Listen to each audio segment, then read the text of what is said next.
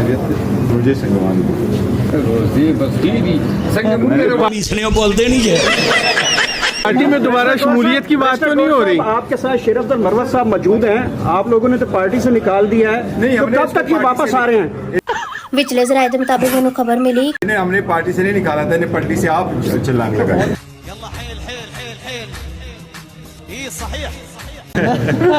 कैसे कि इनकी पटड़ी कौन चला रहा था? इनकी पटली टेढ़ी है, मैंने छलांग नहीं लगाई है। बहुत गहरी बात आपने की है। पर मैं इनको हमेशा से कहता रहा हूँ कि देखो डिसिप्लिन सबसे टॉप पर है, बाहर में जाओ,